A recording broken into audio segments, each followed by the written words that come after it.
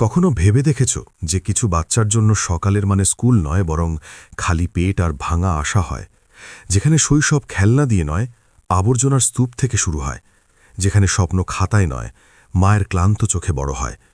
নালন্দার হরনৌদের এক বস্তিতে একটা ছেলে থাকে, পাপ্পু। বয়স মাত্র 18, কিন্তু দায়িত্ব এমন যা প্রায়শই সারা জীবনেও পূরণ হয় না। এটা গল্প এক আবর্জনা কুড়ানো বাচ্চার, যে আবর্জনা নয়, সত্যিটা তুলেছিল, আর একদিন পুরো সিস্টেমকে কথা বলতে শিখিয়ে দিয়েছিল। বন্ধুরা, গল্প শুরু করার আগে শুধু একটা ছোট কাজ করে দিন। যদি এই গল্প আপনার হৃদয় পর্যন্ত পৌঁছায়, তবে ভিডিওটা লাইক করে দিন। এটা শেয়ার অবশ্যই করুন সেই মানুষটার কাছে যে আজও নিজের আওয়াজ খুঁজছে। আর সাবস্ক্রাইব করে নিন, কারণ এখানে গল্প শুধু শোনানো হয় না, এখানে গল্প আওয়াজ হয়ে ওঠে। কমেন্টে নিজের নাম আর শহর লিখে দিন, যাতে এই আওয়াজ আরও দূর পর্যন্ত পৌঁছায়। তো বন্ধুরা, এবার চলুন এই গল্পটাকে শুরু থেকে দেখি।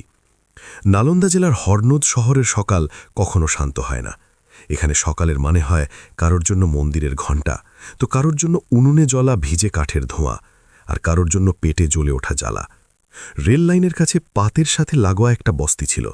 টিনের ছাদ, প্লাস্টিকের দেওয়াল, আর মাটিতে বিছানো জীবন। এখানেই থাকত পাপ্পু। বয়স মাত্র 18 বছর, কিন্তু চোখে এমন ক্লান্তির বোঝা যা সাধারণত 40 বছর বয়সে আসে। সকাল হওয়ার আগেই পাপ্পু উঠে যেত, অন্ধকারে, অ্যালার্ম ছাড়াই, কারণ খিদে কখনো দেরি হতে দেয় না। বস্তির এক কোণে তার মা সূত্রা বসে থাকত, একটা পুরনো শাড়ি যা কখনো সাদা হয়ে থাকবে। এখন ওদের সময় আর দারিদ্র দুটোরই দাগ ছিল। খালি পেটে যাস না বাবা, সূত্রা বলল। পাপ্পু হাসল, ওই হাসি যা বাচ্চাদের হয় না, ওই হাসি যা মাকে মিথ্যে সান্ত্বনা দেয়। আজ তাড়াতাড়ি ফিরে আসবো মা, বলে সে নিজের পাটের বস্তাটা উঠালো। ওই বস্তাটা তার বই ছিল, তার স্কুল আর তার শৈশব। আবর্জনে কুড়াতে কুড়াতে পাপ্পু শহরকে ওই নজরে দেখত, যেই নজরে অন্য কেউ দেখে না। মানুষের ফেলে দেওয়া কাগজ, ভাঙা বোর্ড, পুরনো ফাইলের কভার, সরকারি সিলমোহর দেওয়া ছেঁড়া নথিপত্র, সবকিছুই তার নজরে আসত। কারণ পাপ্পু শুধু আবর্জনা কুড়াত না, সে মানুষের অবহেলাও কুড়াত। সেই দিনও নগর কার্যালয়ের পেছনে একটা ভাঙা দেওয়ালের কাছে তার নজর একটা পুরনো নিশানায় পড়ল। লাল রঙের একটা আধমোছা নম্বর, সরকারি ভাষায় লেখা ছিল, সেই ভাষাই যা সে বহুবার ফাইলের ওপর দেখেছিল। পাপ্পু থেমে গেল, সে আঙুল দিয়ে ধুলো সরালো। নম্বর আরও পরিষ্কার হয়ে গেল। সে জানত না যে ওই নম্বরটা কি, কিন্তু এতটুকু অবশ্যই জানত, এটা আবর্জনা নয়। সেই দিনই এসডিএম অফিসে হইচই ছিল। নীলম ভার্মা হরনৌদের এসডিএম টেবিলে রাখা ফাইলগুলো দেখছিলেন। একটা ফাইল আলাদা রাখা ছিল, ডেমোলিশন অর্ডার। বস্তি, রেল লাইন, বাইরে পুলিশ দাঁড়িয়েছিল। দূরে কোথাও বুলডোজারের ইঞ্জিন গরম হচ্ছিল। নীলম ভার্মা পেন ওঠালেন, আর সেই মুহূর্তেই দরজার বাইরে শোরগোল হল। ভেতরে কে আছে? সেপাই আওয়াজ দিল। একটা সরু আওয়াজ এলো, সাহাব 1 মিনিট দাঁড়ান। ঘরের সবাই পেছনে তাকালো। ছেঁড়া পোশাকে, পায়ে ক্ষয়ে যাওয়া চটি, পিঠে পাটের বস্তা, দরজায় দাঁড়িয়েছিল পাপ্পু। নীলম ভার্মা প্রথমবার তাকে দেখলেন, আর প্রথমবার কোনো আদেশের আগে তার হাত থেমে গেল। এসডিএম অফিসের ঘরে হঠাৎ নিস্তব্ধতা নেমে এলো। পেন হাওয়ায় থেমেছিল, ফাইল খোলা ছিল, আর দরজায় দাঁড়িয়েছিল পাপ্পু। নীলম ভার্মা তাকে ওপর থেকে নিচ পর্যন্ত দেখলেন। ছেঁড়া কাপড়, ধুলো মাখা পা, আর চোখে একটা অদ্ভুত ভয় নয়, বরং জেদ। তুমি এখানে কিভাবে এলে? তার গলার স্বর কঠোর ছিল, যেমন সিস্টেম শেখায়। পাপ্পু এক পায়ে এগোলো, তার হাত কাঁপছিল, কিন্তু গলার স্বর নয়। সাহেব, আজ ওই বস্তিটা ভাঙবেন না। ঘরে উপস্থিত ক্লার্ক সুরেশবাবু হাসার চেষ্টা করল। ম্যাডাম, বাচ্চাদের বাইরে বের করুন, এটা সরকারি কাজ। পাপ্পু নজর নামালো, কিন্তু শুধু এক মুহূর্তের জন্য। তারপর বলল, সরকারিই তো সাহেব, তাই জন্যই তো বলছি। নীলম ভার্মার ভ্রু কুঁচকে গেল। তুমি কিভাবে জানো? পাপ্পু নিজের পাটের বস্তাটা নামালো। ওতে থেকে কাগজ বের করল না, ওটা তো তার রোজগার ছিল। সে শুধু বলল, অফিসের পেছনে যে পুরনো দেওয়ালটা আছে, ওটার ওপর লাল দাগ আছে। সুরেশবাবু চমকে গেল, তার মুখ মুহূর্তের জন্য ফ্যাকাশে হয়ে গেল। কোন দাগ? নীলম ভার্মা জিজ্ঞেস করলেন। ওটাই, পাপ্পু বলল, যা ভাইলে থাকা উচিত ছিল। বাইরে বস্তিতে সুমিত্রা মাটিতে বসেছিল, তার সামনে বাসন নয়, শুধু একটা শুকনো রুটি পড়েছিল। বস্তিতে গুজব ছড়িয়ে পড়েছিল, আজ সব ভেঙে যাবে। মহিলারা কাপড় গোছাচ্ছিল, বাচ্চারা নিজেদের খেলনা মাটিতে পুঁতে ফেলছিল, যেন স্মৃতি লুকাচ্ছে। সুমিত্রা দূর থেকে পুলিশের জিপ দেখল, তার বুক বসে গেল। পাপ্পু, তার মুখ থেকে বেরোল, কিন্তু আওয়াজ নয়। এসডিএম অফিসে নীলাম ভার্মা উঠে দাঁড়ালেন। বিজয় সিং, তিনি হেড কনস্টেবলকে ডাকলেন। জি ম্যাডাম। বুলডোজার থামান, এক্ষুনি। বিজয় সিং অবাক হয়ে দেখল, কিন্তু আদেশ আদেশই হয়। বাইরে ইঞ্জিনের শব্দ ধীর হয়ে গেল। সুরেশবাবু অস্থির হয়ে উঠল। ম্যাডাম, এই ফাইল ক্লিয়ার আছে, কোনো দাগ নেই, কোনো নোটিশ নেই। পাপ্পু প্রথমবার তাদের চোখের দিকে তাকালো। আপনি দেখেননি তার মানে এটা নয় যে ওটা নেই। ঘরে আবার নিস্তব্ধতা। নীলাম ভার্মা পাপ্পুকে জিজ্ঞেস করলেন, তুমি রোজ ওখানে যাও? হ্যাঁ সাহেব, ওখানেই আবর্জনা পাওয়া যায়। আর তুমি ওই দাগটা কবে দেখলে? প্রতিদিন, পাপ্পু বলল। কিন্তু আজ বুঝতে পারলাম যে ওটা জরুরি। নীলাম ভার্মা ফাইল বন্ধ করলেন, ধীরে, যেন কোনো ভারী সিদ্ধান্ত নিচ্ছেন। যদি তুমি মিথ্যে বলছ, তিনি বললেন। পাপ্পু মাঝপথেই কথা কেটে দিল। তাহলে আমার ঝুপড়ি আগে ভেঙে দিন সাহেব। ঘরে কারোর শ্বাস আটকে গেল। বাইরে সুমিত্রার চোখ দিয়ে জল পড়ছিল। সে জানত না যে তার ছেলে কোথায় আছে, কি করছে। শুধু এতটুকু জানত, আজ যদি কিছু বেঁচে থাকে তো পাপ্পুর কারণে। নীলাম ভার্মা চেয়ার থেকে নিজের ব্যাগ তুললেন। চলো, তিনি বললেন, আমাকে ওই দেওয়ালটা দেখাও। পাপ্পু প্রথমবার মন থেকে শ্বাস নিল। সরকারি গাড়ি বস্তির দিকে এগোচ্ছিল। সামনে পুলিশের জিপ, পেছনে এসডিএমের গাড়ি, আর তাদের মাঝে পাপ্পু। রাস্তার দুপাশে লোক দাঁড়িয়েছিল, কেউ ভয়ে, কেউ আশায়, আর কেউ শুধু দেখার জন্য। পাপ্পুর নজর প্রতিটা ঝুপড়ির ওপর যাচ্ছিল। ওখানেই ঝুঁকে গেল যেখানে সে শৈশব খেলেনি। বেঁচে ছিল। গাড়ি থামতেই সুচিত্রা সবার আগে পাপ্পুকে দেখল। তার বুক জোড়ে ধক করে উঠল। সে দৌড়ে তার কাছে এলো। কোথায় চলে গিয়েছিলি? তার গলা কাঁপছিল। ভয় লাগল না? পাপ্পু মায়ের দিকে তাকালো। তার চোখে ভয় ছিল, কিন্তু অনুশোচনা নয়। মা, সে শুধু এতটুকু বলল। আজ যদি না বলতাম তাহলে আর কখনো বলতে পারতাম না।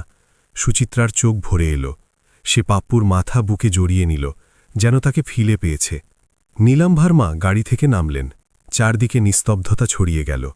একজন অফিসার যখন বস্তিতে আসে তখন লোকে সোজাসুজি দেখে না, ভয়ের অভ্যেস হয়ে যায়। ওই দেওয়াল? নীলাম ভার্মা জিজ্ঞেস করলেন। পাপ্পু কিছু না বলে রেল লাইনের দিকে ইশারা করল। ওই দেওয়ালটা আধা ভাঙা ছিল। ওটার উপর পোস্টার, গুটখার দাগ আর সময়ের মার ছিল। পাপ্পু এগিয়ে গেল। সে নিজের হাতের তালু দিয়ে দেওয়ালে জমে থাকা ধুলো সরাল। লাল রং ভেসে উঠল। একটা নম্বর, একটা সরকারি কোড। নীলাম ভার্মা ঝুঁকে গেলেন, মন দিয়ে দেখতে লাগলেন। বিজয় সিং বলল, ম্যাডাম, এটা তো। নীলাম ভার্মা হাত তুলে তাকে চুপ করালেন। তার চোখে এখন কঠোরতা ছিল না, এখন প্রশ্ন ছিল। তখনই ভিড় থেকে এক বৃদ্ধ লোক এগিয়ে এলো। ঝুঁকে যাওয়া কোমর, কাঁপা হাত। নাম ছিল রামচরণ পাসওয়ান। ম্যাডাম, সে বলল, আমি এই জমির চৌকিদার ছিলাম ২০ বছর আগে। সুরেশবাবুর মুখ শুকিয়ে গেল। রামচরণ আরও বলল, এই জমি সরকারি অবশ্যই, কিন্তু ভাঙার জন্য নয়, এটা পুনর্বাসনের জন্য ছিল। নীলাম ভার্মা তার দিকে তাকালেন। আপনার কাছে কোনো প্রমাণ? রামচরণ হাসল, এক তেতো হাসি। প্রমাণ গরিবের কাছে স্মৃতি ছাড়া কিছুই হয় না ম্যাডাম। পাপ্পু বলল, এই দেওয়ালের ওপর লেখা ছিল, আমি রোজ দেখতাম, আপনারা দেখতেন না। নীলাম ভার্মা পকেট থেকে মোবাইল বের করলেন, ছবি তুললেন। নম্বর পরিষ্কার ছিল। তিনি সুরেশবাবুর দিকে তাকালেন। এই নম্বর ফাইলে কেন নেই?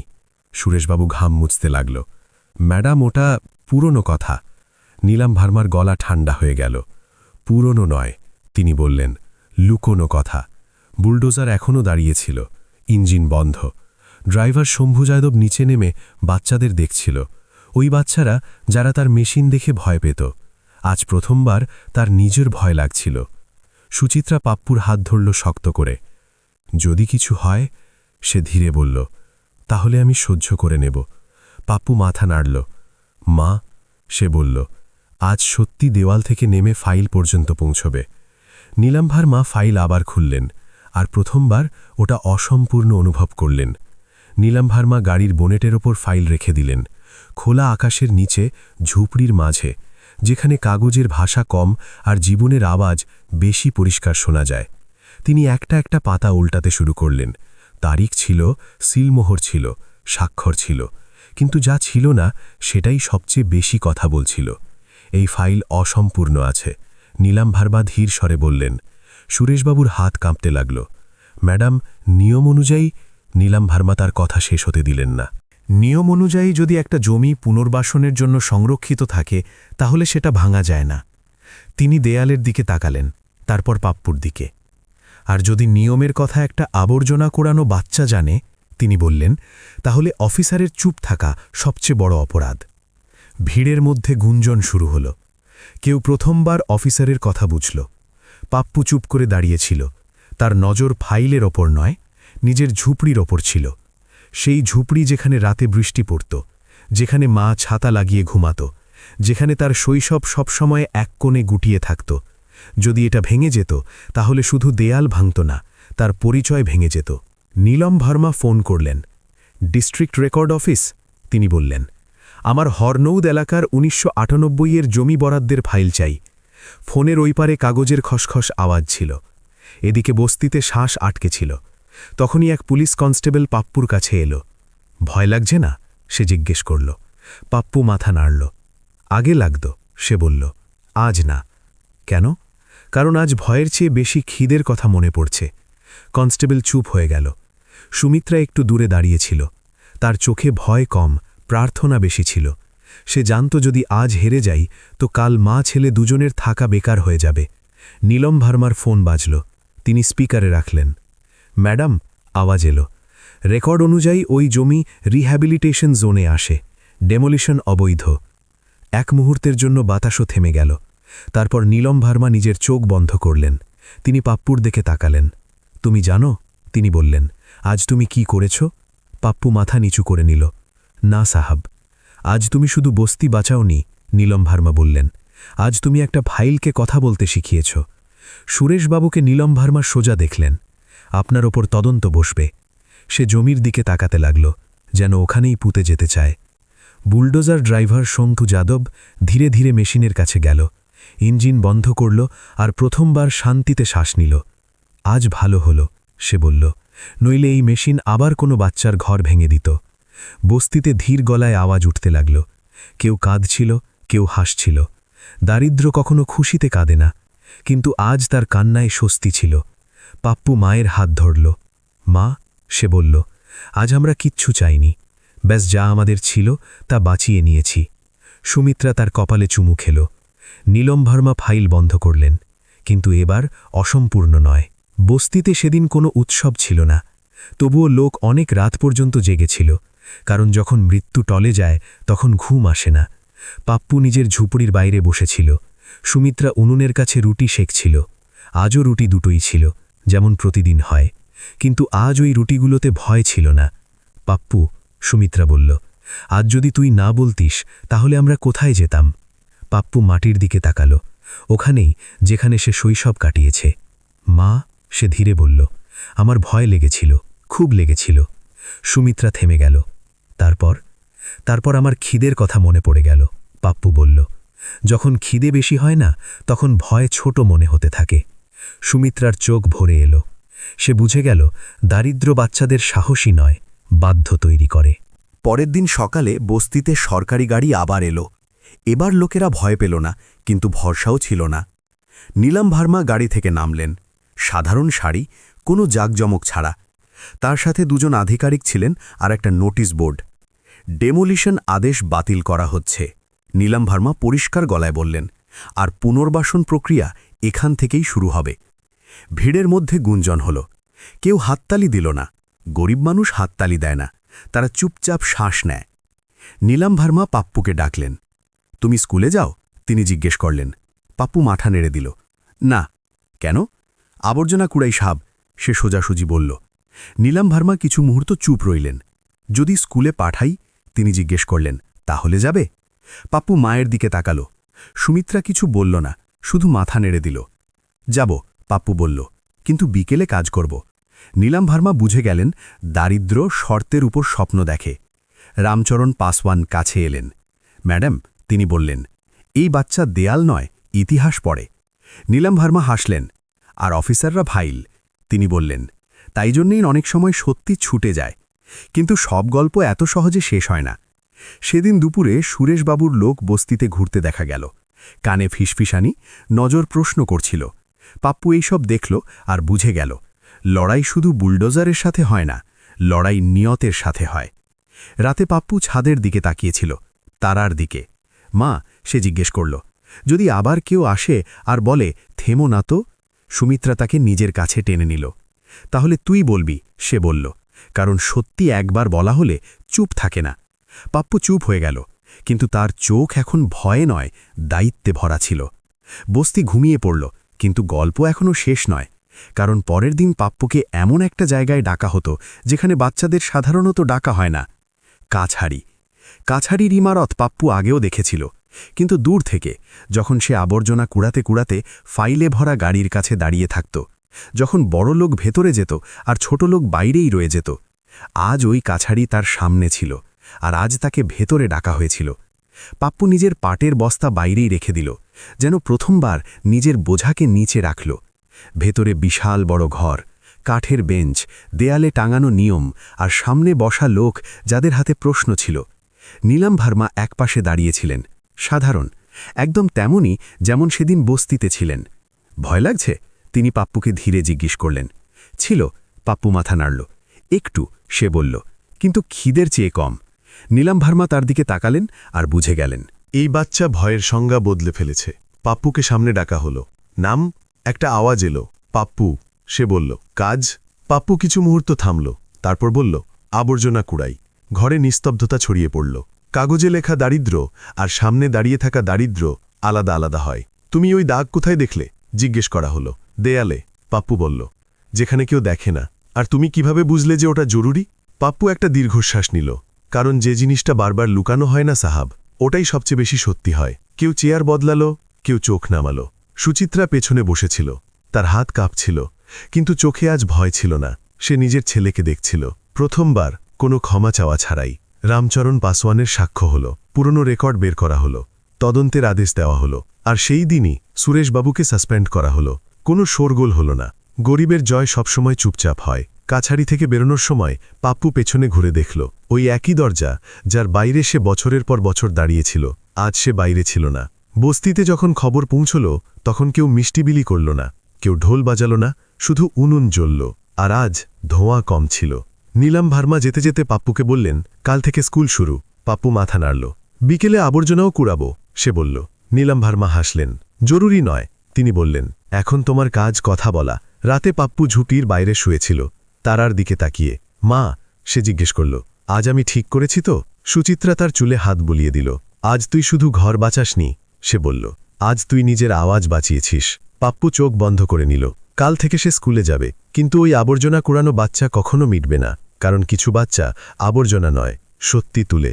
বন্ধুরা, পাপ্পুর এই গল্প এখানেই শেষ হয় না, কারণ প্রতিটা গলিতে একটা পাপ্পু থাকে, যে আবর্জনা কুড়াতে কুড়াতে সত্যিও তুলে নেয়। এই গল্প আমাদের এটা শেখায় না যে দারিদ্র্য মহান হয়, বরং এটা জানায় যে চুপ থাকা সবচেয়ে বড় হার হয়। যদি আজ পাপ্পু বলল, তো কাল হয়তো অন্য কেউ বলবে, আর যদি আমরা শুনলাম, তো হয়তো কারোর ঝুপড়ি ভাঙবে না, কারোর শৈশব ছড়াবে না। বন্ধুরা, যদি এই গল্প আপনার হৃদয় ছুঁয়ে থাকে, তো এটাকে মনে রাখবেন, কারণ কিছু আওয়াজ শোনা যায় না, অনুভব করা যায়। ততক্ষণ পর্যন্ত আপনাদের থেকে বিদায় নিচ্ছি। আপনারা খুশি থাকুন, সুস্থ থাকুন, আর একজন ভালো মানুষ হয়ে থাকুন, কারণ এটাই সবচেয়ে বড় জয়। আবার দেখা হবে আরও একটা সত্য গল্পের সাথে। ধন্যবাদ।